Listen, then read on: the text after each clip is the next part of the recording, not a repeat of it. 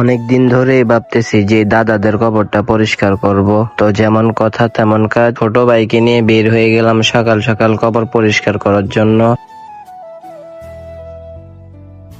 আসলে যাওয়ার পরে দেখি এত পরিমাণে জঙ্গল হয়ে আছে, ভাবতেছি যে একা কি করতে পারবো। যাক, আল্লাহর নাম নিয়ে শুরু করে দিলাম।